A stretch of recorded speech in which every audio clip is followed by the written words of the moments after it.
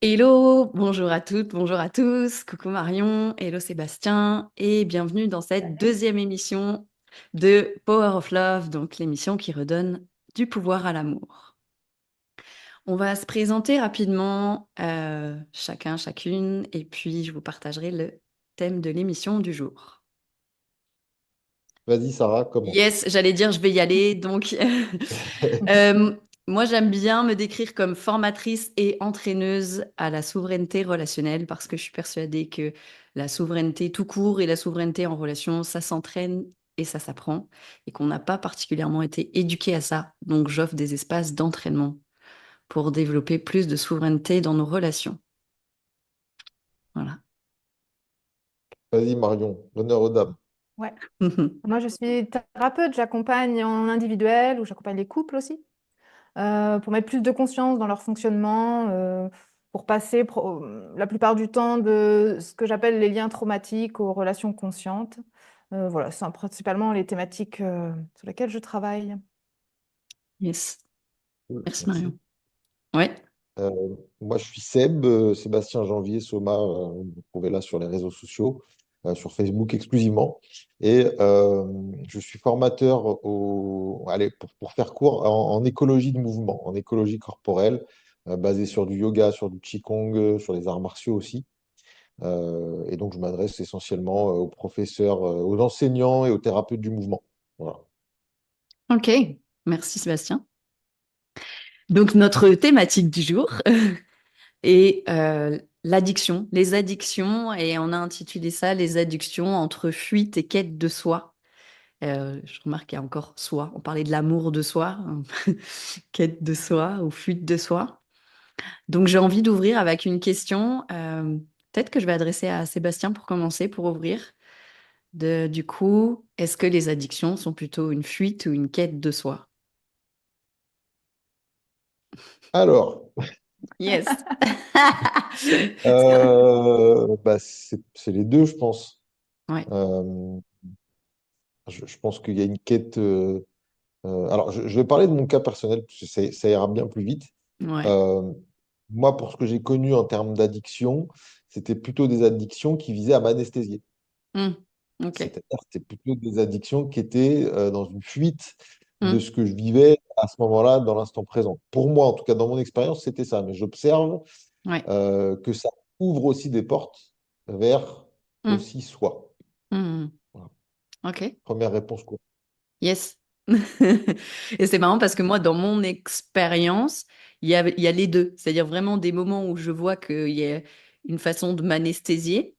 Et il y a eu des moments où ça a été vraiment une quête. Moi, je parle de transcendance, c'est-à-dire quelque chose d'absolu, une espèce d'état de non-ego ou de non-mental, une espèce d'anesthésie de la souffrance, mais du coup, de transcendance en même temps. Donc, c'est vraiment un peu les deux qui se mélangent dans ce que moi j'ai pu vivre, en tout cas.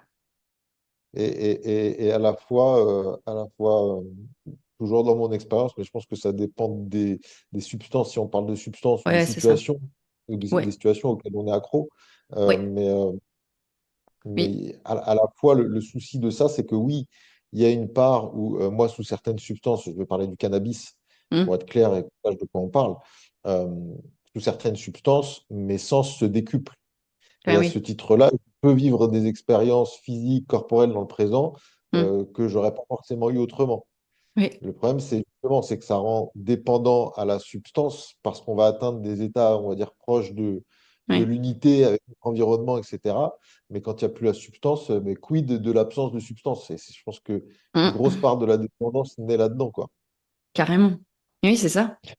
Ouais, oui, parce que il me semble que ça donne je sais pas, comme des aperçus effectivement, qui peuvent être des états de grâce, d'unité, peu importe, mais que cet aperçu, j'allais dire, ne fait pas l'économie de faire certains processus intérieurs pour parvenir à ça, de manière plus autonome ou sans passer par une substance, quoi. C'est ça. C'est la voie rapide, quoi. C'est une recherche de la voie rapide. Ouais, je Ouais. pense. Ouais, Et toute voie carrément. rapide, alors, j'ai pas un avis hyper tranché sur la question. j'ai pas une opinion arrêtée, mais en tout cas, ce que j'ai tendance à penser, c'est que la voie rapide se fait souvent au prix d'un sacrifice, quoi. Alors après, est-ce qu'on est prêt à le payer ou pas? Est-ce que ça vaut le coup de le payer ou pas? Ça, Hmm. j'ai Ouais. pas d'idée. En tout cas, il y a cette idée derrière que la voie rapide, Hmm. il y a souvent un sacrifice à payer derrière, quoi. Mais bon, j'ai pas forcément une Oui, idée c'est arrêtée ça. sur. Mais, Mais mais ça peut peut être intéressant de se dire pourquoi je cherche la voie rapide, quoi. Tu vois? ouais, ça c'est un sujet super intéressant. Et ce qui me vient quand même, c'est que peut-être ce serait intéressant de redéfinir c'est quoi une addiction. Parce que de mon point de vue, n'importe quoi peut devenir une addiction. Je peux Ouais. prendre n'importe quel truc, même la pensée peut devenir compulsive au point de devenir une addiction. Manger peut devenir une addiction. Faire du sport peut devenir une addiction. Enfin, n'importe quoi dans l'absolu peut devenir une addiction. Donc Même ça, ne rien faire, hein. même ne rien faire, oui, tu vois, pourquoi pas. En tout cas, ce serait peut-être intéressant justement de définir qu'est-ce qu'on entend par là, puisque dans ma vision des choses, en tout cas, n'importe quoi peut le devenir. Mm. Mm. Et que selon comment on l'utilise, bah, ça peut être une addiction ou pas. Ok. Moi, je Moi, peux j'ai une tenter. idée un peu, Vas-y, j'y vais? Ouais, vas-y, ouais, Ouais. vas-y. Marie, ouais. Sarah, tu avais envie d'enchaîner ce que tu Non, non, avais. vas-y. Ouais, ouais, vas-y. Moi, ce que je constate, alors que ce soit de ma propre expérience ou que ce soit auprès des gens que j'accompagne, c'est que derrière chaque addiction, il y a une recherche d'amour. C'est-à-dire qu'il y a vraiment, j'ai besoin d'amour. C'est Mm. terrible comment ce besoin d'amour Mm. euh, peut être un poison, hein, tu vois. Euh, je Ouais. remarque ouais, qu'à chaque fois il y a addiction, et là, ça peut être au niveau des substances, mais comme n'importe quelle situation comportementale qu'on va chercher à vivre, hein, au Ouais. sein d'une relation, au sein d'un sport, enfin, peu importe. Mm. Il y a ce vide, il y a cette difficulté à vivre le vide. Mm. Moi, je considère qu'en tant qu'être humain, on a cette espèce de vide ontologique, tu vois, à l'intérieur de nous, et qu'on est en perpétuelle quête de combler ce vide. Mm. Est-ce qu'il faut ou pas? J'en sais rien. Mais en tout cas, je vois que les addictions sont toujours euh, une Mm. recherche de comblement, ça se dit, comblation, On va dire que oui, hein. T'as inventé un mot. De remplissage. C'est remplissage, voilà, ça? c'est ça, c'est le mot que je cherchais. Merci, Seb. Ouais. De remplissage de ce vide, Mm. euh, animé, je pense, par un besoin d'être aimé, tu vois. Et, Mm. euh, et moi, je sais que ce que je trouve intéressant parfois, en tout cas, c'est ce que moi je propose dans mes accompagnements, euh, c'est d'aller se connecter justement, tu vois, à ce vide et d'aller voir quelles émotions surgissent quand je me retrouve face à ce vide. Ouais. Et bien souvent, tout ce qu'on va mettre en place d'addictif va être pour éviter d'avoir à se connecter à ces émotions-là, en fait. À cette émotion-là précise, en Oui. particulier, qui se réveille au contact de ce vide-là, quoi. Et alors, Ouais. bah, il y a différentes stratégies, hein. C'est soit il y a la stratégie de je cherche euh, des,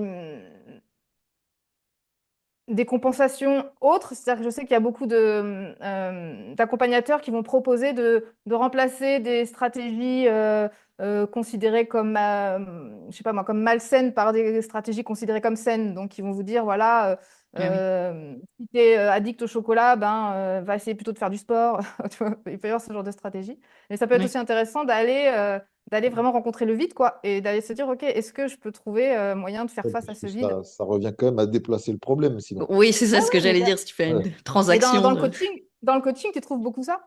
C'est-à-dire, Mhm. OK, là, Ouais. tu as trouvé une stratégie qui est pas, qui n'est pas fonctionnelle pour toi, qui n'est pas agréable. On va en trouver une Mhm. autre avec tout un tas de pratiques qu'on va juger meilleures, ou qu'on va juger plus adaptées, ou plus Mhm. fonctionnelles. Ouais. J'ai pas vraiment un avis tranché encore sur la question. Pourquoi pas à un certain moment, à certains endroits, pourquoi pas?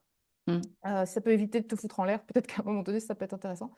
Mais moi, je sais que j'accompagne plutôt à aller rencontrer ce vide, quoi, et aller rencontrer l'émotion, sans chercher Mhm. forcément à le remplir. Et est-ce que je peux trouver une façon de vivre avec ce vide, d'accepter ce vide, qui n'est Mhm. peut-être pas, et qui a peut-être pas besoin d'aller le remplir, tu vois. Ou en tout cas, si j'accepte ce vide et que j'accepte de vivre avec ce vide, peut-être qu'il va se remplir par autre chose auquel je n'ai pas forcément pensé, tu Oui. vois. Oui. Mais pour moi, il y a vraiment ça dans l'addiction. Il y a ce vide ontologique avec lequel je suis pas confort, quoi. Et Bah, qui est en lien, ouais. et qui est souvent en lien, je remarque, avec un désir d'être aimé. Mhm.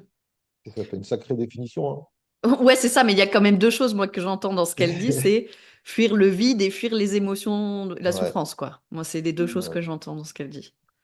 Mm. Alors moi, j'ai une vision plus pragmatique du truc, enfin, enfin, différente. Ouais. C'est-à-dire que, enfin, qui va ramener à la même chose, j'imagine, mais c'est-à-dire Mm. que il y a, euh,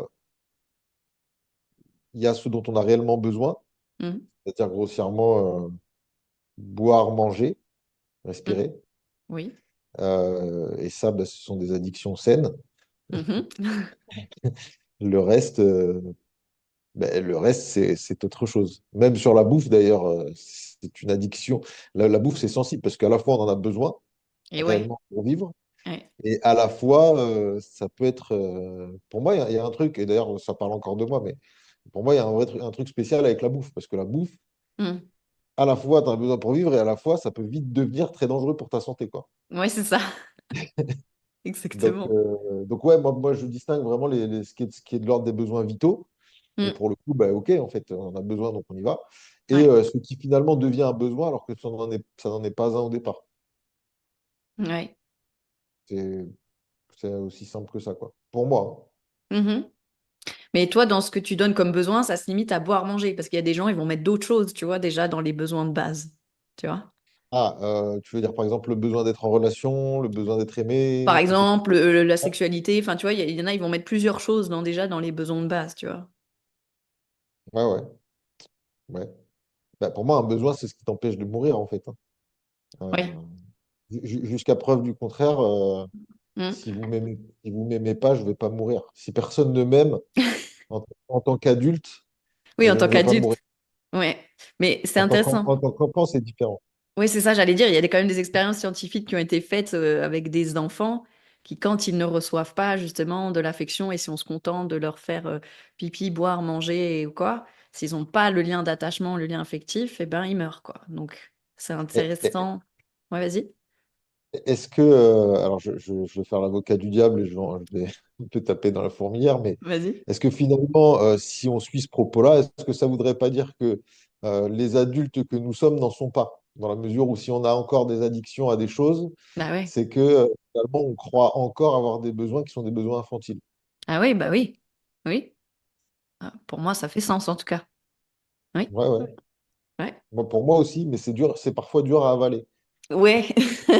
C'est pas C'est faux. par- c'est Oui. parfois dur à avaler que de voir qu'à plein d'endroits, on n'est pas du tout mature et Oui. qu'on va combler par des différentes formes de stratégies. Oui. Euh, Oui. Moi, je le vois beaucoup, alors pour sortir, parce que moi, les drogues au sens strict du terme, j'y touche plus jamais, Oui. enfin plus jamais, très très rarement.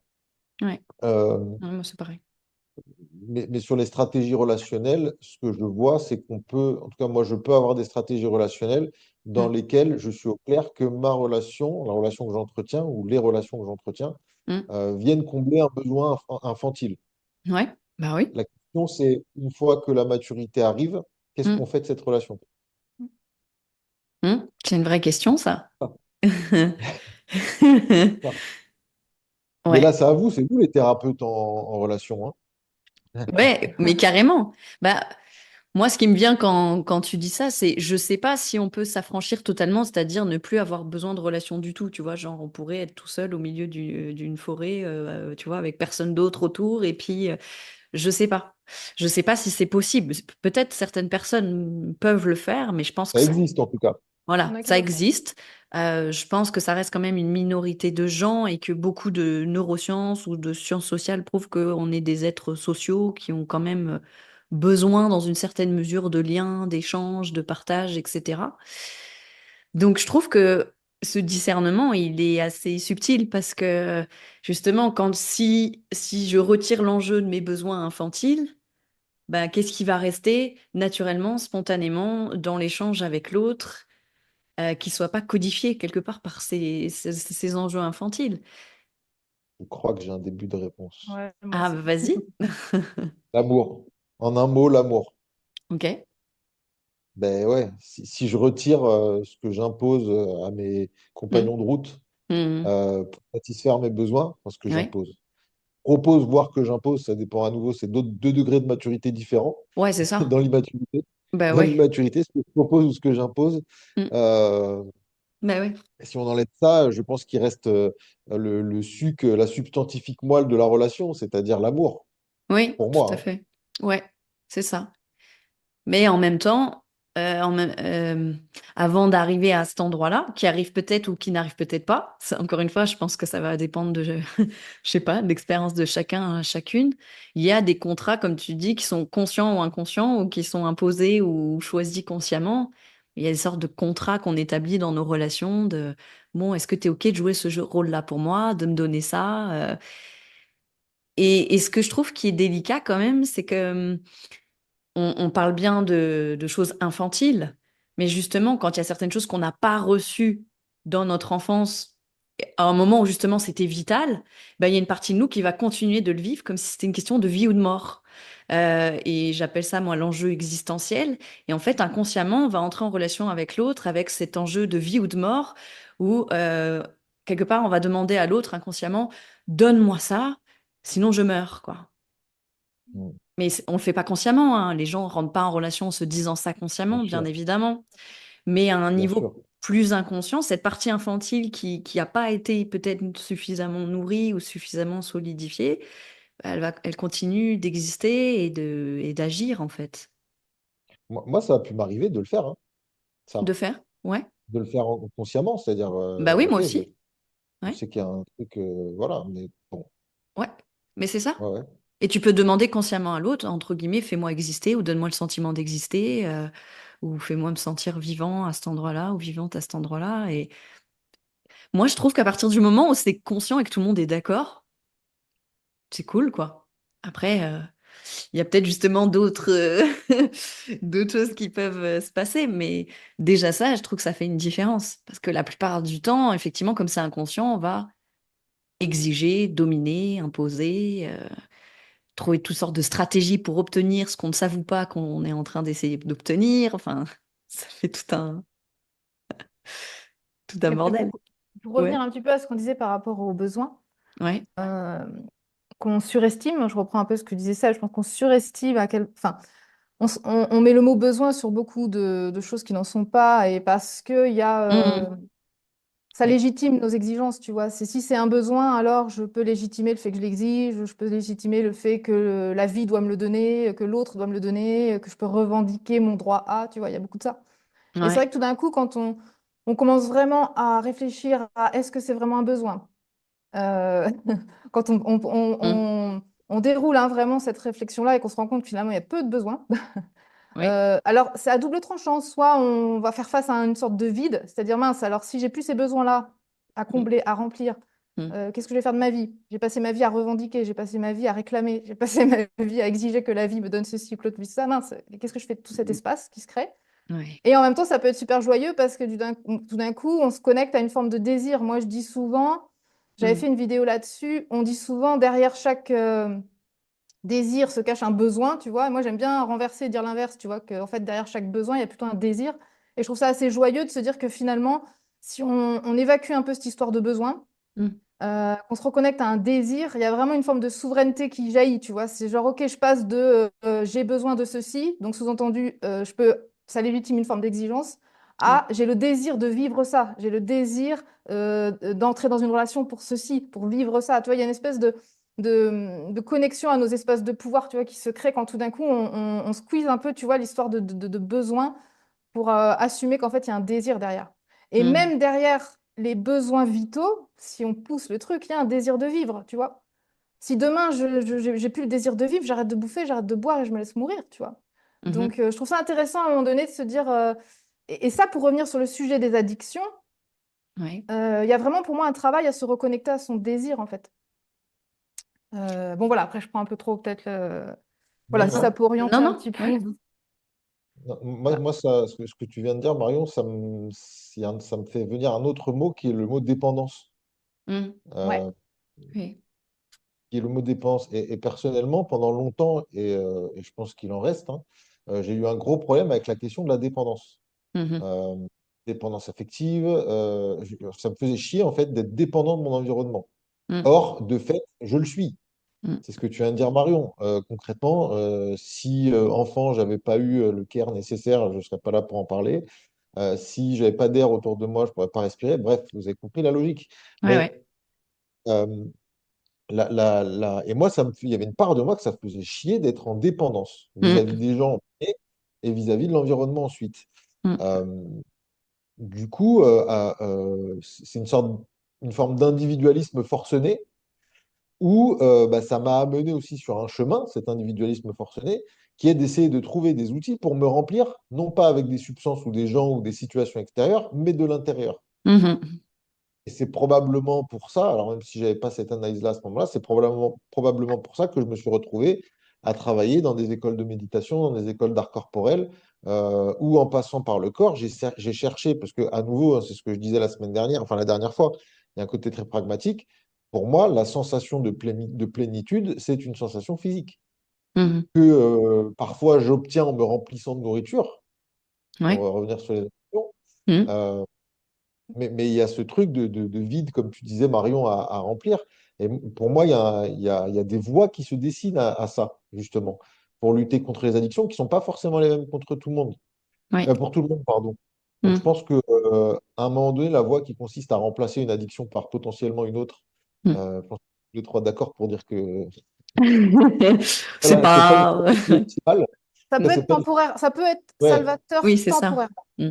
oui, Mm. c'est sûr que Mais ça dépend ce qu'on veut vivre, hein. C'est pareil, j'ai pas de jugement à porter sur ce que les gens veulent vivre, hein. c'est ça. Mm. Encore faut-il que les gens sachent ce qu'ils veulent vivre. Oui, Ah oui. ça c'est un autre sujet. Euh, je sais plus ce que je disais, mais oui, ça dessine des voies qui peuvent être complètement différentes selon les individus. Moi j'avais ce truc d'indépendance forcenée Mm. qui m'a amené à chercher dans des solutions Mm. relativement solitaires jusqu'à des points un peu extrêmes, avec des formes d'ascétisme. Ok. Euh, et à la fois, je pense qu'il y a des voies en allant peut-être se nourrir, en allant goûter, en touchant en fait ce que c'est qu'une relation amoureuse. Vous savez, ce moment où on est amoureux, on se sent plein de l'autre, où il Mm. y a cette espèce de bulle comme ça. Euh, Mm. Justement, d'aller en saisir la sensation, d'aller en saisir le goût, la saveur et ce qui se passe là-dedans. Mm. Euh, et ensuite de laisser la personne, et je ne parle pas de la relation, mais de laisser tout le côté personnel qu'il peut y avoir là-dedans pour en garder l'essence. Mhm. C'est une autre voie, en fait, qui ramène peut-être à se remplir, de passer par l'extérieur pour finir par se remplir de l'intérieur. Oui, c'est ça. Et je trouve que ça rejoint ce qu'on disait au début, dans le sens de ça donne un aperçu. C'est Ouais, comme ça ouvre une porte. Et je pense que le sentiment amoureux, c'est la même chose, hein. Ça fait ah, ok, je peux saisir quelque chose, ça ouvre quelque chose. Et comme tu dis, peut-être je peux je sais pas, l'intégrer, l'apprivoiser et pour à l'intérieur de moi et pas juste à travers l'autre. Mais ça donne ouais, une ouverture, je trouve. ouais. Mm. Et c'est en Ouais. ça. Ouais, pardon, vas-y. Ouais. Non, non, non, non, c'est ça. Mm.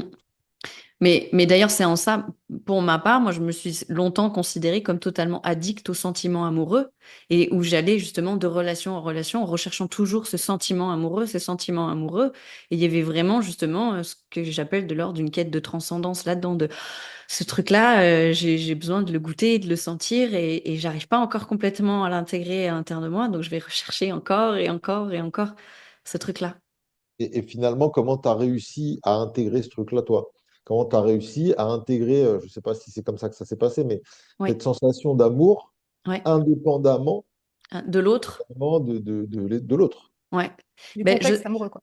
ouais, ouais. Je saurais pas te donner une réponse toute faite. Je pense que c'est beaucoup de choses qui ont progressivement amené à ce que ce soit le cas. Mais en fait, si tu veux, j'avais conscience déjà assez rapidement que ce que je cherchais, c'était cette espèce d'état transcendant et que c'était au-delà de la relation amoureuse, que l'autre était comme juste un outil ou un vecteur de ce truc-là et que en fait, ce que je cherchais, c'était ça. Donc à un moment donné, je me suis dit, OK, en fait, peu importe ce que je vais utiliser comme moyen de, ma priorité, c'est ça. Euh, que je le trouve à travers quelque chose ou que justement je me pose pour méditer ou que je fasse telle ou telle chose, ma priorité, c'est ce truc-là, c'est ça que je cherche. Donc c'est juste qu'en fait, plutôt que de faire de la relation amoureuse ou le sentiment amoureux ma priorité, ça a été très clair à un moment donné que, ok, en fait, là, ce que je choisis, ma priorité, c'est ça. Et peu importe entre guillemets, comment ça va se passer, par quoi ça passe, ben, je vais trouver des moyens de revenir à ça. Puis après, ben, c'est pas toujours les mêmes choses, mais à un moment donné, je dirais, parce que je peux pas dire que j'y suis connectée tout le temps. Il y a des moments, j'y suis, même en étant seule, même en n'ayant personne autour de moi. Il y a des moments, où j'y suis moins. Donc, j'estime que c'est pas absolu ou acquis définitivement. Euh, ouais, mais je pense que c'est ça qui a vraiment fait la différence. C'est ce moment où il y a une sorte d'engagement de me dire, bah en fait, peu importe ce qu'il va y avoir, pas y avoir dans ma vie, que j'ai un amoureux, pas un amoureux, que j'ai ci, que j'ai ça, ma quête c'est celle-là, ma priorité c'est celle-là.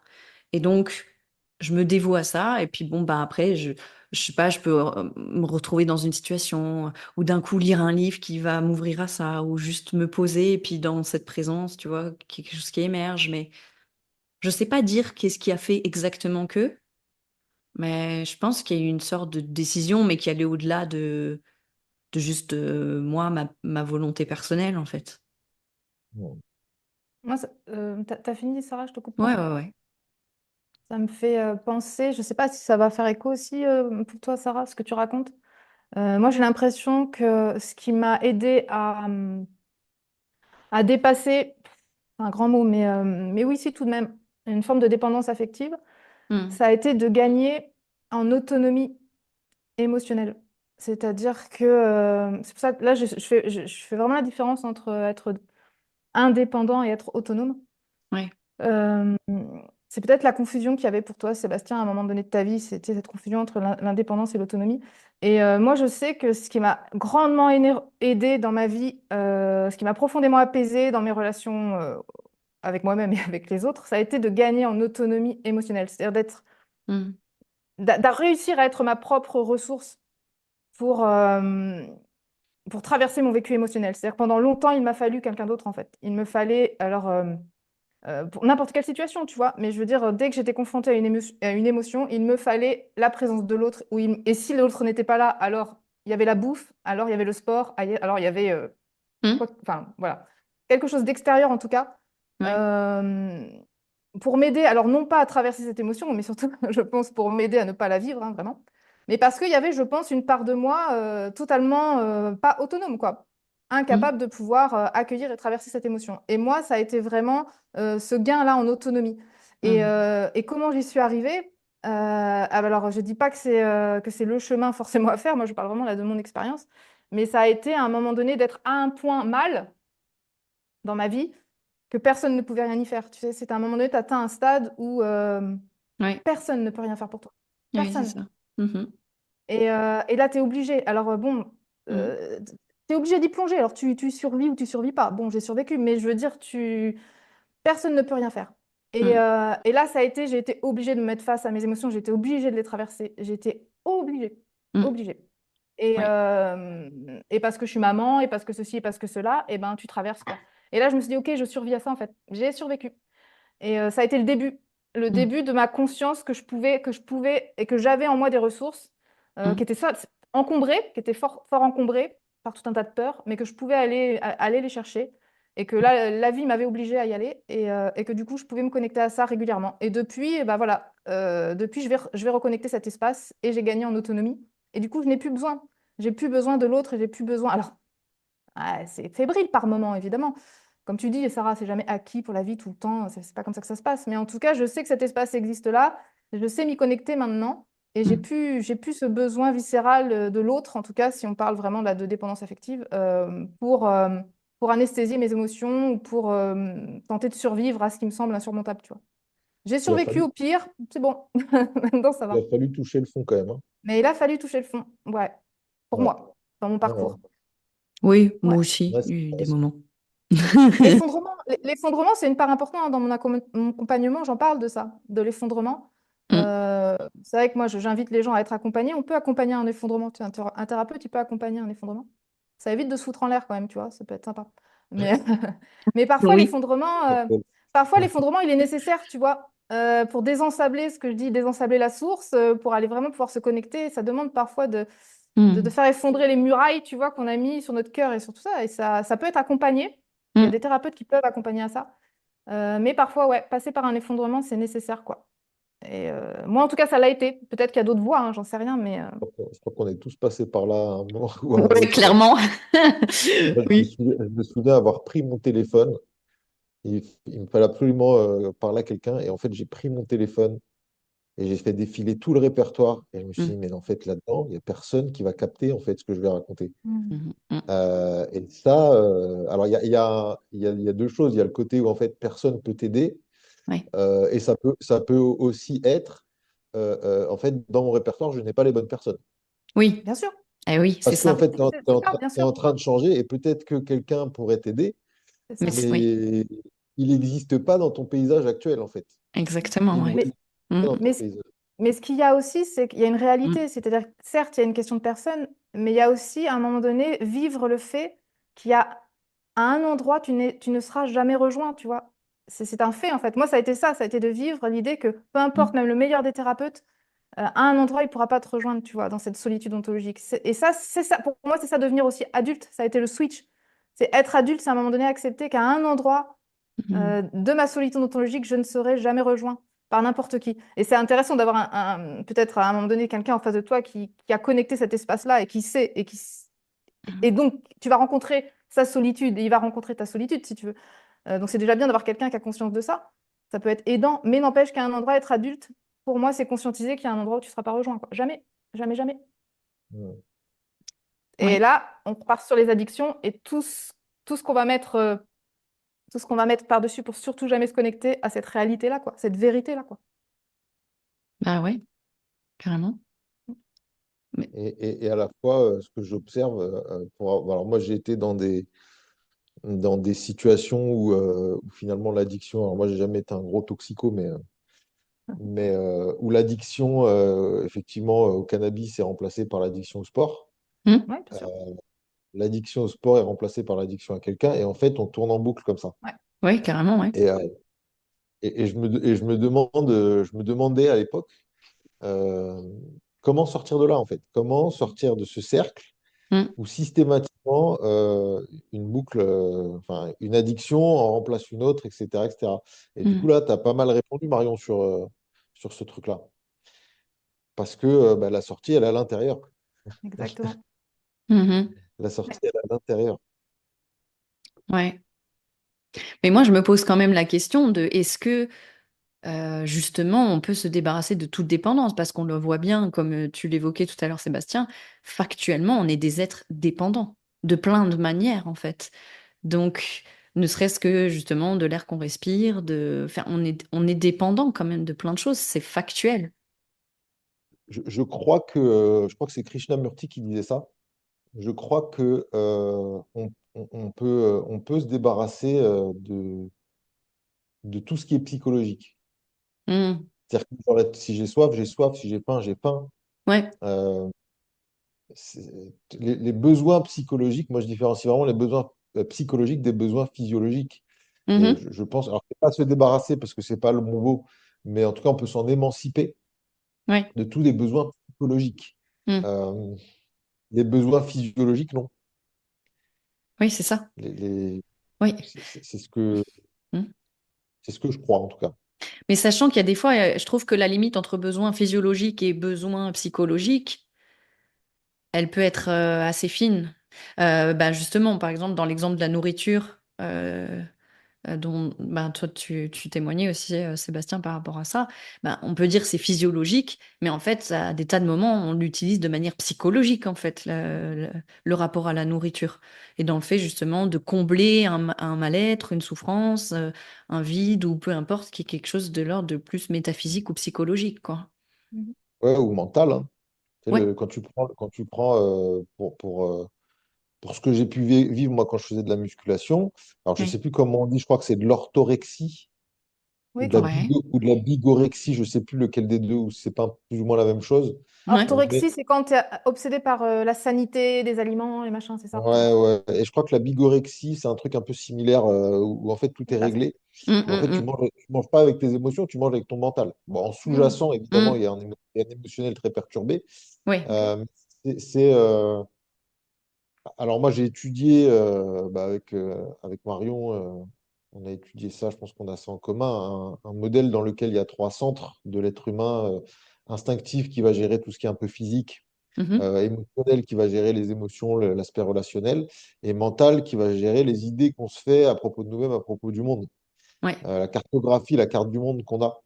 Et c'était intéressant de voir que ces trois centres peuvent se piquer la vedette.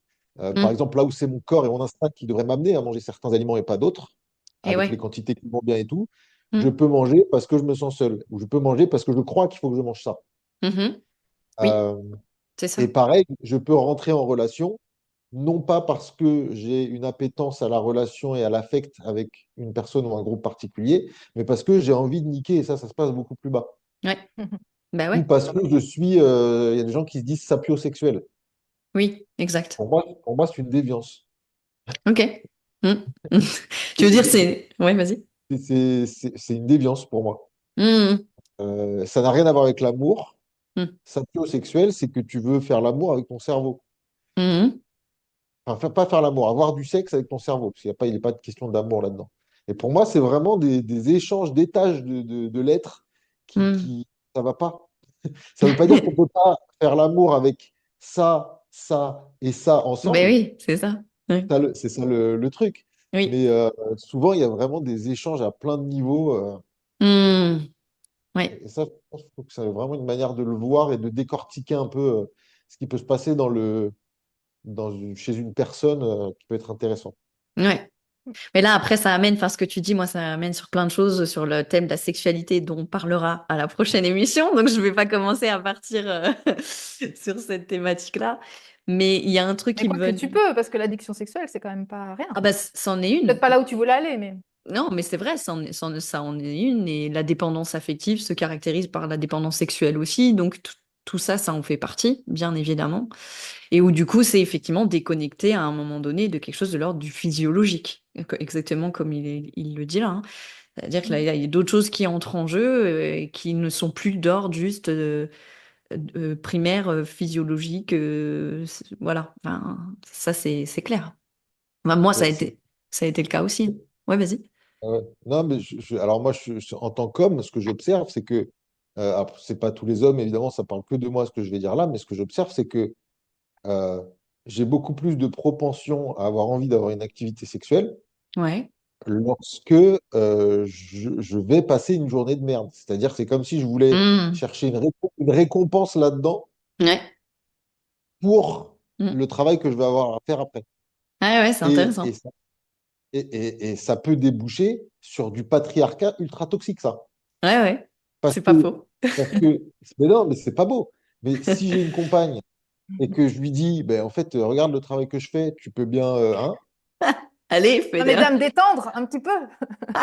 Et oui, C'est mais ça. en même temps, c'est quand même quelque chose, ce truc-là, c'est quand même quelque chose qui a été institutionnalisé à un moment donné. Complètement. Bien sûr. Non, mais complètement. Ouais. Donc, c'est là où, en fait, c'est ultra tricky. Si tu rajoutes l'environnement là-dedans, il y a des Mmh. addictions qui sont complètement justifiées, justifiables selon le pays dans lequel tu es, Ouais. d'autres pas. Oui, c'est vrai. Oui, Alors, c'est aussi culturel, les addictions, c'est vrai. Ouais, ouais, carrément. c'est, Ouais, ouais, c'est vrai. Mmh.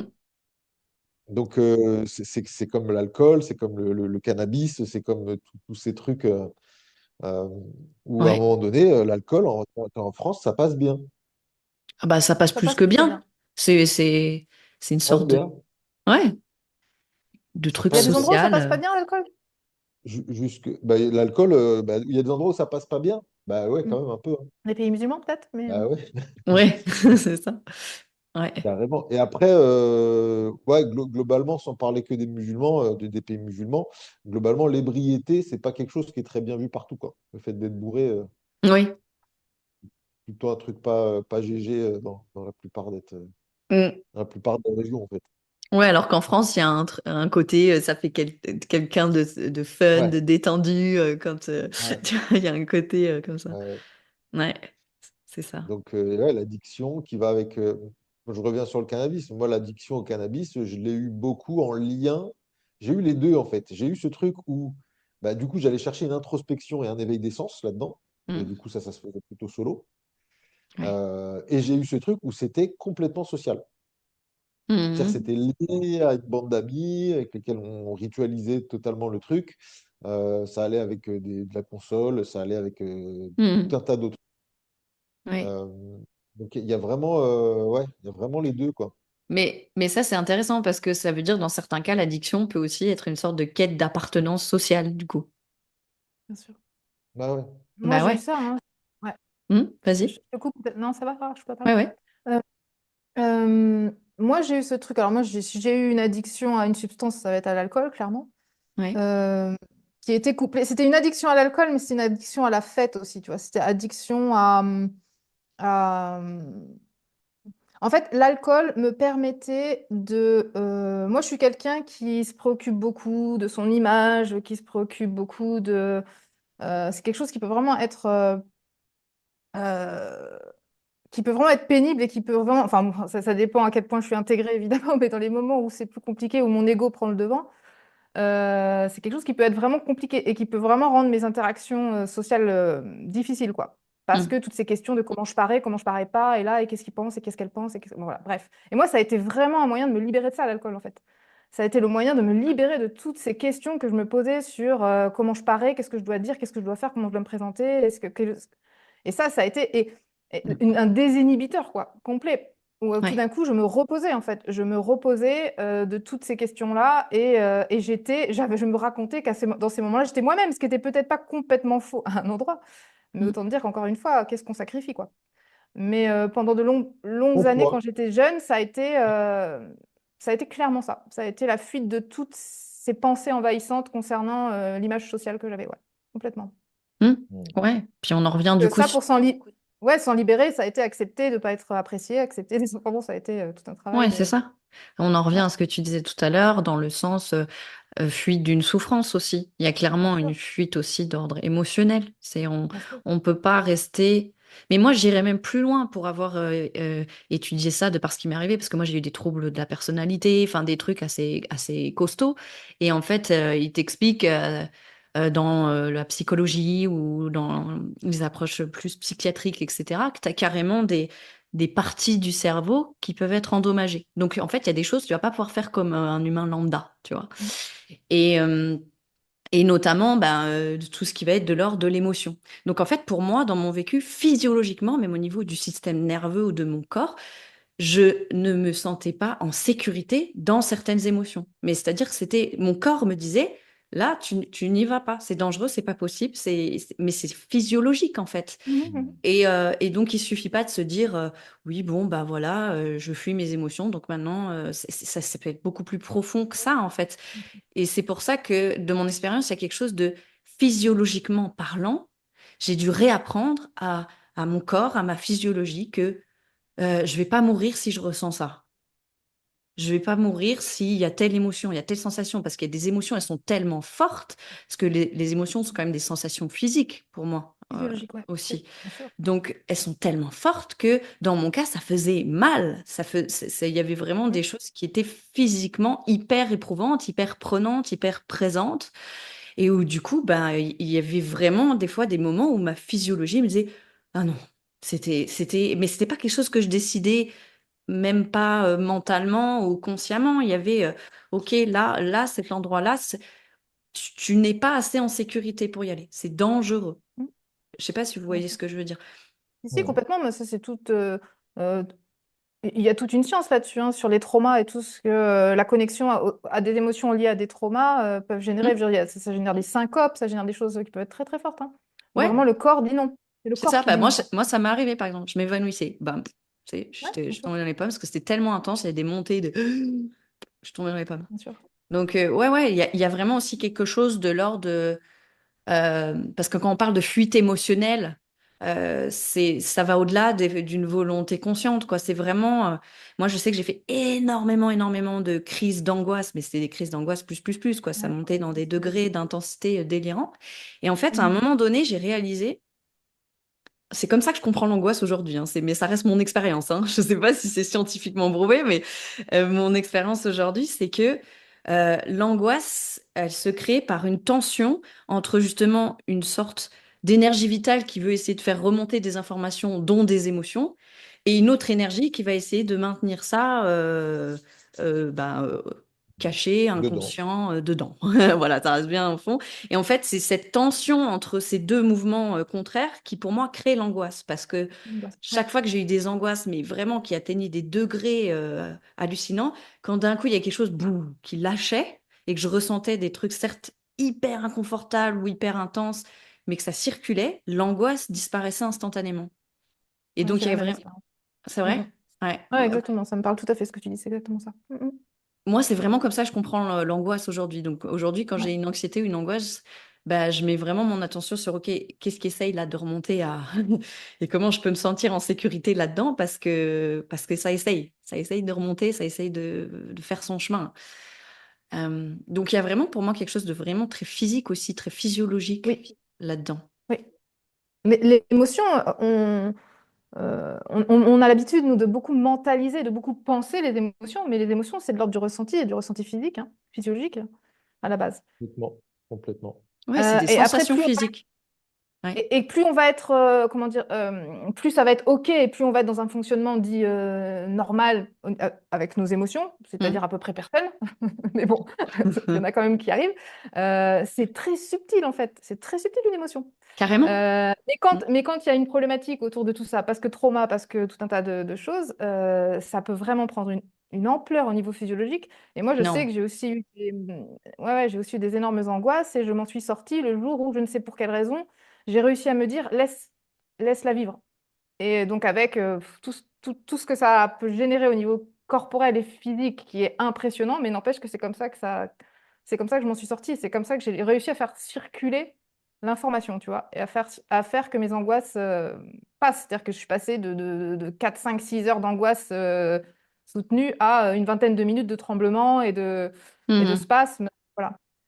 Mais ça a demandé d'oser plonger, quoi. Après, je ne saurais pas vous dire exactement qu'est-ce qui a fait qu'un jour j'ai osé plonger et que j'ai... Voilà. Mais il y a vraiment quelque chose de l'ordre de Mhm. l'émotion qui crie à l'intérieur, qui Mhm. crie et qui a besoin d'une... comment dire, d'un... Oui, qui a besoin de sortir au niveau, au niveau du corps, quoi. Ouais. Et on est de moins en moins connecté à ça. C'est aussi pour ça que c'est de plus en plus difficile pour les femmes d'accoucher, c'est de plus en plus difficile. Je veux dire, tout ce qui se passe dans nos corps Oui. qui est fort, qui est intense, tu vois, c'est tellement source de peur On est très peu connecté à nos corps aujourd'hui. Donc dès qu'on a un ressenti corporel, on flippe. Et Oui, c'est ça. bon, là, C'est peut-être que ça. Seb, il a des trucs à dire par rapport à ça, mais c'est vrai que Oui, c'est... il a sûrement plein de trucs. Je fais juste une petite anecdote et je suis curieuse d'avoir son avis aussi. Parce que tu parles d'accouchement et ce qui m'est venu en tête tout à l'heure, c'était que ce qui m'a vachement aidé, moi, c'est une fois j'ai entendu quelqu'un dire, mais en fait, les émotions ne sont que des sensations physiques. Mhm. Et j'avais entendu ça après avoir accouché naturellement, sans péridurale, etc. Et je me suis dit, bon, ben en fait, j'ai été en sécurité dans ces sensations physiques extrêmes-là. Eh ben, peut-être que je peux réapprendre à être en sécurité dans des sensations physiques liées aux émotions au moins aussi intenses. C'est Voilà, ça. petite parenthèse. Mais oui, je serais curieuse d'avoir ton regard, On a Sébastien. peur, on a peur et on n'a pas confiance dans notre corps parce qu'on ne le connaît pas, quoi. Hmm, c'est vrai? Euh, il y a une citation que j'oublie tout le temps, mais en gros, c'est une citation qui dit que on souffre là où on s'ignore. Mhm. Hmm, Bien sûr. Complètement. Euh, ouais. moi, je le relis encore une fois uniquement, enfin, pas que, mais moi, je pense vraiment au côté physique. Et ce que je vois, moi, je l'expérimente pas, l'émotion, euh, comme un truc qui voudrait sortir. Alors, c'est peut-être très personnel, hein, mais Ah j'expérimente pas oui, l'émotion bah oui. comme un truc qui voudrait sortir. Euh, En tout cas, c'est pas comme ça que je m'accompagne moi-même et c'est pas comme ça que j'accompagne les gens, même si je fais pas d'accompagnement thérapeutique, mais dans les cours, je le vois plutôt comme un déséquilibre énergétique Mhm, qui se traduit physiquement. C'est-à-dire que ouais. euh, il va y avoir des zones du corps qui sont vides, Mhm, vides d'attention. ouais. Très souvent, chez les femmes, c'est le bassin. Hmm, Chez de nombreuses femmes, c'est le bassin. hmm, Chez de nombreux hommes, c'est la région de la poitrine. C'est pas parce qu'on a le torse bombé qu'on est présent ici, bien au contraire. ouais, bah oui. Euh, et alors, ça peut être d'autres parties du corps, ça peut être le plexus solaire, ça peut être plein de régions. Alors, en général, ça va bien avec ce qu'on appelle les chakras. Je vais pas me lancer dans une présentation de ça maintenant, mais Mm. Globalement, chaque centre le long de notre colonne vertébrale, c'est pas vraiment le long de la colonne, mais en tout cas, le long de notre axe central, Ouais. euh, renvoie à une symbolique, et cette symbolique renvoie à une réalité physiologique. Mhm. Et moi, ce que j'observe, c'est plutôt des endroits qui sont vides, et un peu comme des circuits de camp, un peu comme des circuits de plomberie. Si tu as un bouchon à un endroit, fatalement, ça va stagner à un autre. Bah ouais. Et fatalement, tu auras des vides à d'autres endroits. Donc moi, je le vois plus comme une espèce de plomberie avec des endroits pleins et des endroits vides. Mm. Et, et moi, vraiment, par le mouvement, pas par le mouvement, parce que c'est pas la première étape, mais en premier lieu, par l'attention qu'on va mettre dans ces parties, on va les Mm. remplir de quelque chose, de présence en fait, hein. Ouais. Euh, alors ça passe Ouais. par le système nerveux, ça passe par quelque chose, mais moi, je me suis rendu compte que concernant la nourriture, Mm. j'arrivais à me remplir l'estomac. Alors, c'est pas par voie hypnotique, hein. Je suis pas en train de me persuader que j'ai mangé. Je suis pas dans le qui d'ordi ou ce genre de truc. Mais Ouais. vraiment en sensation, en me réalignant avec le sol, si je n'ai pas vraiment faim, Mm. parce qu'on peut aussi avoir réellement faim, je Oui. peux complètement, je peux complètement combler ce trou que je peux avoir dans l'estomac. Mm. Et pareil pour la poitrine, les moments où je me sens triste, en me réalignant avec la gravité et en me replaçant, je peux avoir le retour de la réponse de la force du sol, une plénitude qui monte au moins jusque-là. Mhm. Ouais. Pareil, si j'ai du brouillard mental ou un truc un peu pas clair, je me Mhm. remets sur mes pieds, je retrouve une forme de verticalité. Et Ouais. cette verticalité-là, elle est vivante. Et ouais, je le vois plus, moi, comme l'émotion, je la vois plus, oui, donc ça fait qu'il y a des trop-pleins à certains endroits, mais Oui, moi, je c'est la ça. vois plus comme un truc qui circule pas. Ouais, tout Pas à fait. forcément qui doit sortir. Moi, je suis pas convaincu Ah oui, de. non, moi Moi non non plus. plus. Je pense que quand ça sort, c'est parce que ça n'a pas été écouté, hein. Ouais, Mais ok. moi, j'ai fait un post récemment là-dessus où je dis Mm. une émotion, elle n'a pas pour vocation à être exprimée, hein. Ok. Quand elle l'est, c'est-à-dire Mm. quand elle jaillit, C'est qu'elle ça. sort, c'est parce qu'elle n'a pas été écoutée. Mais une sensation, une émotion est une sensation interne, hein, qui a pas du tout. Quand on dit il faut exprimer ses émotions, on est très là-dedans. C'est très français, ça. Il Oui. faut exprimer, exprimer. Alors, je parle pas de la sublimation par l'art et tout ça, c'est autre chose, hein. Mais quand les gens disent ouais, il faut exprimer. Mm. Bon, ça va te décharger éventuellement un temps si c'est peut-être que c'est nécessaire un temps, mais je veux dire, Oui. l'idée c'est de se connecter à son émotion. C'est-à-dire que les gens confondent réaction émotionnelle et connexion émotionnelle. Mais tu peux réagir, tu peux exprimer une émotion et à aucun moment ne t'y être connecté. Ça n'a aucun lien en fait. Donc à un moment donné que tu aies besoin d'évacuer parce qu'il y a une tension qui est liée à ça, liée à un bouchon, comme tu l'exprimes très bien, peut-être Oui. pourquoi pas, C'est mais tu ça. pourras pas faire l'économie de te connecter quand même. Et ça se passe à l'intérieur. Ça sera jamais à l'extérieur. Une Oui. émotion, euh, comprendre une émotion, enfin, je veux dire, les cris, les pleurs, tout ça disent peu de choses de ton émotion, hein. C'est pas là que c'est pas là qu'on va écouter une émotion. Bref, enfin, je sais Mm. pas. C'est un peu pour quand même faire un lien avec ce que tu dis, qui pour moi se contredit pas. Ouais. Et moi aussi, je suis vraiment convaincue qu'une émotion n'a pas du tout pour vocation à être extériorisée. Mais de fait, C'est ça. ça arrive bien souvent. Et ça Et fait donc, du ça peut bien. être intéressant de savoir pourquoi j'ai Bah besoin ouais. à ce point d'extérioriser mon Ouais, émotion. Pourquoi j'ai besoin ouais. que ça jaillisse comme ça? Et ben, pour moi, c'est qu'on n'a pas été à l'intérieur et qu'on ne on s'est pas Mm. écouté, quoi. Mm. Après, juste pour finir sur ce que je disais, il y a Alexander Lowen, Ouais. euh, qui Qui était ça? Alexander Lowen, Lowen, Ouais. qui était un disciple de Jung, qui a travaillé, Mhm. alors je ne sais Ah oui, plus le nom Lowen de sa de... discipline, je ne sais pas si vous le connaissez, il a Ouais. travaillé sur une quelque chose de psychocorporel, psychologie biocorporelle ou un truc comme ça, j'ai plus le nom exact. Et Ok. il a identifié, alors ça fait penser un peu aux 5 blessures, d'ailleurs je me demande si les 5 blessures n'ont pas pompé un peu là-dessus, bon Ouais, bref. sûrement. Ok. Et il identifie des postures et des attitudes physiques en lien avec des traumas de l'enfance. Mhm. Je vous donne Mhm. je vous Mhm. donne le premier des 5 Ouais. et le reste, moi, je pense que je vais en parler dans les prochaines semaines, dans les lives que je vais proposer. Mais Ok. en tout cas, le premier trauma que tout enfant vit, tout nouveau-né vit, c'est le fait d'être en contact avec un environnement désagréable Bah ouais. C'est ça. qui donne envie de se replier sur lui-même. Enfin, il faut comprendre que, alors vous comprenez Mm. mieux que moi parce que vous êtes des mamans, mais qu'un enfant qui sort du nid douillet dans lequel il était, tout est hostile, quoi. Bah, c'est clair. Ouais. Euh, et Mm. donc ça va donner une tendance à se couper de l'extérieur. Mhm. Et Mhm. ça va rester chez tout le monde tout au long de la vie. Alors après, il y en a 4 autres qui découlent de celui-là après. Mm, Par exemple, la peur de manquer, ce qui va donner des profils dits oraux, de oral, mm, de personnes qui vont sans arrêt chercher à se remplir le ventre, typiquement. mm. Euh, mais c'est pas, on a tous les sacs, en fait. Et Ouais. donc, pour revenir sur ce premier qui a peur de l'environnement extérieur et qui, du coup, va avoir tendance à se couper, on observe que très souvent, ça va avec le chakra racine, qui est le chakra du bassin, Mhm. qui a du mal à se connecter avec la terre ferme, quoi. Ouais. Et là-dessus, je pense que les pratiques, que ce soit de Qigong ou de yoga, peuvent vraiment aider à aller remettre du mouvement et de la respiration dans ces régions-là. Mhm. Ouais, tout Et à donc, fait. on peut faire du lien comme ça sur les 5 profils, avec 5 étages différents.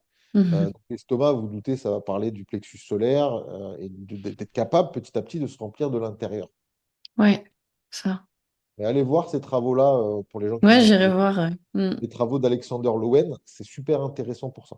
Ouais, carrément. Ok, super. Mais ce que tu dis sur les vides pleins, enfin moi, ce qui me venait en tête, c'est que j'ai un ami qui est acupuncteur et il parle dans les mêmes termes en fait, hein. Oui, c'est ça. Il y a un vide à cet endroit-là, t'as un vide là, ou t'as un trop plein là. C'est exactement la même façon d'aborder les choses. Mais en tout cas, je sais pas si c'est ce que j'ai dit, mais euh, je pense pas non plus qu'une émotion sorte. Je pense aussi que c'est quelque chose de l'ordre de la circulation et que, par contre, quand il y a des trop-pleins, bah, peut-être des fois ça explose le trop-plein.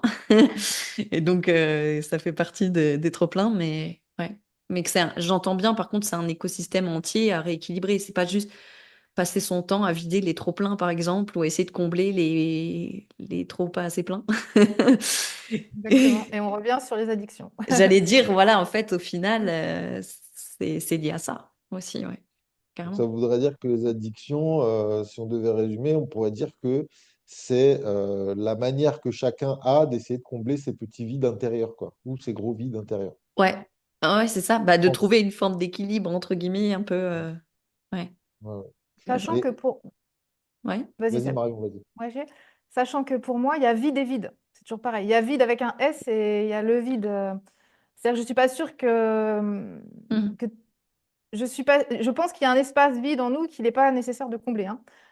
Donc voilà, Mhm. il y a les vides avec un S. Donc pour moi, tous les vides dont tu nous parlais là, c'était super intéressant, qui se Ouais. manifestent aussi d'un point de vue purement physiologique. Et Mhm. puis il y a ce vide auquel je faisais référence au début, qui pour moi n'est peut-être pas justement à chercher à combler, qui est peut-être plutôt à aller rencontrer et à aller trouver un espace voilà, qui puisse être sécurisant aux portes de ce vide-là, tu vois.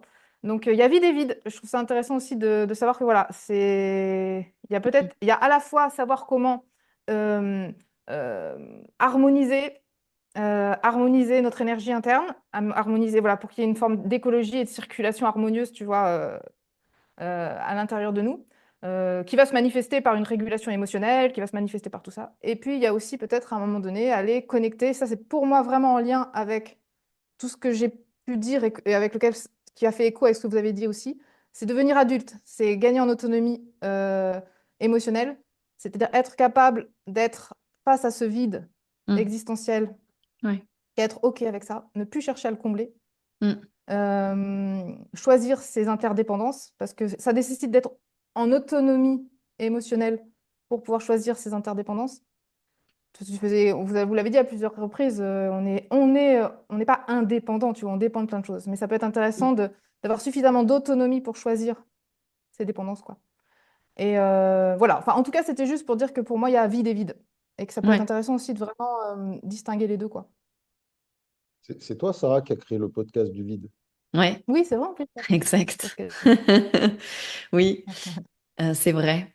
Bah, moi, je suis plutôt d'accord avec ça. Ou en tout cas, dans mon expérience, quand je pense à ce que Sébastien disait avec ces endroits plutôt vides et ces endroits plutôt trop pleins, ben, quand j'ai été dans certains comportements extrêmes qu'on pourrait considérer comme trop dans ma vie, c'était souvent en réponse à des endroits qui étaient vides. Donc, j'imagine aussi sur le plan physiologique. Et en même temps, il y a, il me semble, autre chose dans mon expérience qui est une sorte de vide plus, je sais pas si c'est existentiel. Moi, je l'aurais pas dit comme ça, Au sens mais d'ontologique, au sens où il y a vraiment quelque chose Oui, d'ontologique à notre c'est expérience ça. humaine, quoi. Mais et ce vide-là, pour moi, est une sorte plutôt de passerelle. C'est-à-dire est plus une sorte de passage vers ce qu'on peut appeler soi ou ce qu'on peut appeler quelque chose de divin ou de plus grand, euh, en tout cas dans mon expérience. De plus petit. Ou de... Ouais, T'as dit quoi, Seb? pourquoi de plus petit? Mais moi je viens là avec une citation de Lao Tse. Ah ouais, vas-y. Pareil, alors moi, les citations, j'aime bien les citer, mais il faut que je les ai sous les yeux, qui nous Ok. parlent de la roue, du symbole de la roue, enfin pas du symbole de la roue, une roue. Ouais. Il dit que la roue, elle a des rayons Mhm. et elle a un contour qui lui permettent de fonctionner. Ouais. Mais il lui faut un centre. Ouais, je Tu vois, Bah vois. si ouais. le centre de la roue est pas au centre, ta roue, elle va faire, ça va être Ouais. compliqué. Ça va être très chaos. Mm. Mais le point central de la roue, en Mm. réalité, on ne peut pas le circonscrire Ouais. par définition parce que c'est un point, donc il n'a pas de substance. Mhm. Donc, Oui, c'est bien parce qu'il y a un vide au milieu de toute chose. c'est ça. Alors, lui, c'est bien parce qu'il y a un vide au milieu de toute chose que les choses peuvent avoir leur utilité et leur fonctionnement. Absolument. Et c'est vrai au niveau physique et c'est vrai au niveau métaphysique et Mhm. psychologique. Oui, C'est-à-dire c'est que ça. ces vides et ces pleins, ils gravitent bien autour de quelque chose Mm. qui, qui est, je dirais pas un équilibre, parce que l'équilibre, pour moi, c'est devenu un gros mot, Mm. mais qui est finalement ce que nous sommes, l'essence de ce Mm. que C'est ça. Oui, nous Mm. sommes. Ouais, Tout à fait. Ben ouais. D'ailleurs, l'univers est rempli de beaucoup. Alors, je sais pas si on peut dire ça comme ça, du coup, mais de beaucoup plus de vide que de plein, hein. On a l'impression que tout est plein autour de nous, mais il y a beaucoup de vide, hein. Ah oui, Il y a bah même, si. Oui. voilà, c'est même le mur en pierre, là, que vous pouvez voir, il est plus plein de vide que de plein. Tu vois ce que je veux dire?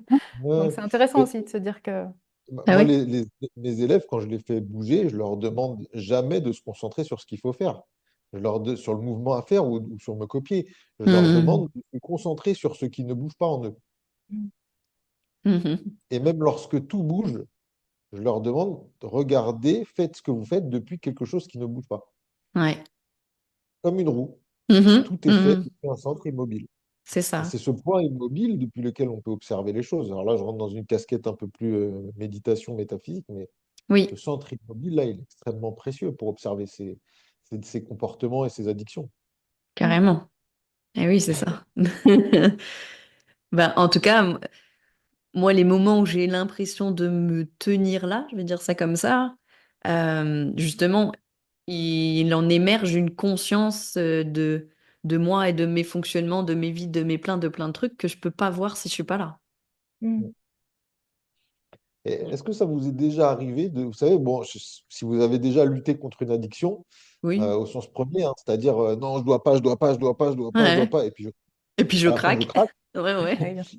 Euh, Est-ce que ça vous est déjà arrivé d'être, alors peut-être pas en crise peu importe ce que c'est, de boulimie ou de consommation de quelque chose, Ouais. que ce soit relationnel ou autre, et finalement de vous poser dans cette immobilité euh, Ouais, complet. Ouais.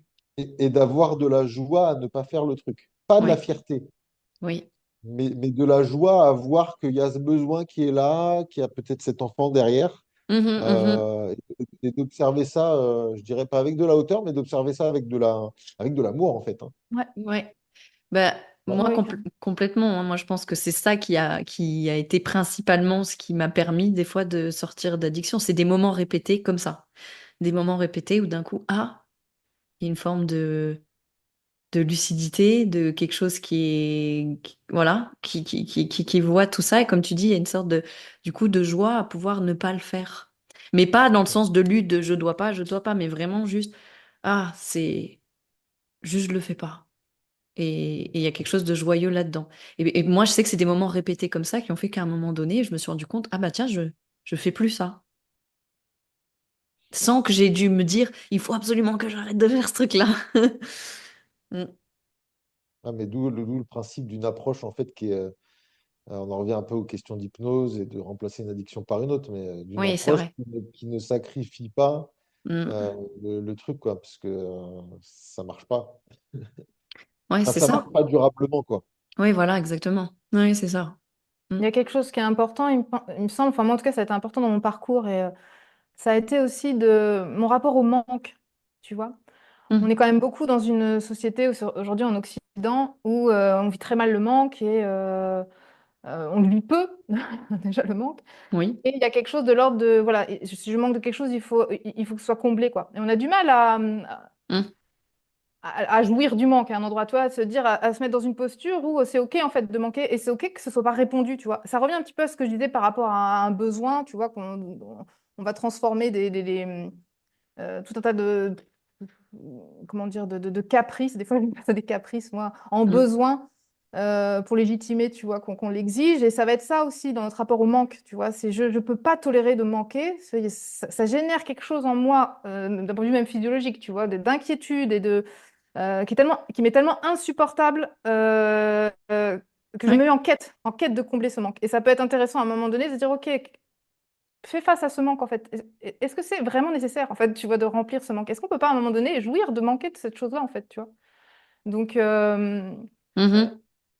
Oui. ouais, pour moi, il y a toute une question, voilà, de se positionner face à nos manques, à nos. Est-ce qu'on peut trouver des espaces où c'est OK, que ça ne soit pas rempli, que ça soit pas répondu, tu vois, que ça soit pas. Mm. Ça aussi, pour moi, c'est devenir adulte à un moment donné. Se La dire, OK, il y a des frustration, c'est endroits un où. sujet, hein. Ah ouais, la frustration, c'est clair. Ouais, c'est ça, mais c'est ça, quoi. Mm. Oui, non, mais grave. Mais même, ça renvoie sur le. Tu parlais de désir tout à l'heure. Pour moi, il y a plusieurs façons d'aborder le désir. Le désir peut être une réponse à un manque aussi. Enfin, en fait, ça amène plein d'autres sujets. Mais ouais, la frustration, c'est un gros sujet. Moi, je pense que là, on pourrait faire un sujet sur la frustration Ah entier. ouais, il y a moyen. Mais pour moi, Carrément. dans les addictions, il y a beaucoup de ça Ah aussi. ben oui, Ah ah ben bah, oui. Il y a ouais. beaucoup de frustration. C'est Oui, ça. carrément. Oui. Et Oui. parce qu'on n'est pas OK de vivre la frustration, on n'est pas OK de vivre le manque, tu vois. Eh ouais. Mm. Oui, Si, mais ça peut être la OK. frustration, c'est pas la seule réponse au manque, ceci dit. Ouais. Bah Alors, non. je parle pas de sadomasochisme et de, tu vois, il y a toujours Ouais, une ouais, limite. C'est pas de ça dont je parle, tu vois. Mais c'est pour ça qu'on dit jouir du manque, c'est pas jusqu'à devenir sadomaso, hein, c'est pas ça la question. Parce que ça peut être ça aussi, hein. Donc, si un jour on parle de perversion, on pourra aborder ces bien sujets-là. sûr. Mais là, Mm. je suis pas à cet endroit-là. C'est vraiment de se dire, ouais, c'est OK en fait. Qu'est-ce qui Ouais. se passe? Bien Qu'est-ce qui sûr. se passe pour toi là? OK, ça te manque. Bon, mais c'est OK, tu vas. Mm. On va pas mourir de manquer, c'est bon. C'est ça, mais après, enfin, j'ai écouté hier une vidéo, j'ai oublié le nom de ce gars. En fait, c'était une interview entre quelqu'un que je connais et un gars qui a écrit un bouquin où lui, il parle de la raison d'être. Et il dit, en fait, il y a beaucoup de choses qu'on fait dans notre vie qui sont souffrantes parce qu'en fait, elles sont déconnectées de notre raison d'être. Et il y a beaucoup aussi de choses qui vont s'exprimer physiologiquement, qui viennent en fait, nous rappeler, nous montrer qu'on n'est pas en train de suivre ce que lui, il appelle sa raison d'être, quoi. Et ce serait intéressant d'aborder les addictions aussi comme ça. C'est en fait dans quelle mesure elles sont un indicateur qu'on est en train peut-être d'essayer de fonctionner ou d'aller dans des choses dans notre vie qui sont absolument pas connectées à qui on est vraiment et à notre raison d'être profonde. Et je pense qu'en fait, beaucoup de choses sont des symptômes de ça finalement. Mm. Et ça demande un sacré degré de liberté, quoi, Ouais, d'être capable de voir ça. Ça c'est demande un clair. sacré degré de liberté intérieure Mm. que de voir que nos addictions répondent à des manques, d'être OK avec le fait que ces manques soient des manques et que ce sera toujours des manques. J'ai Mm. fait une vidéo, moi, il n'y a pas longtemps, où je disais la spiritualité n'est pas une thérapie. Ben ouais. De se poser dans son manque, ça demande une vraie Mm. liberté intérieure Carrément. que c'est OK de ne pas avoir non plus. Tu vois, il y a une espèce de truc où. Bien sûr. Mais bien sûr. Tout à fait. C'est ça. En tout cas, moi, je sais que souvent, je me suis rendu compte que je le disais vraiment comme ça. C'est vraiment les mots que j'utilisais quand j'écrivais. Je disais, euh, je fais l'aveu de mon creux et de me tenir dans mon creux fait venir quelque chose de plein. Donc, Ouais, ça peut Plein du paraître, vide.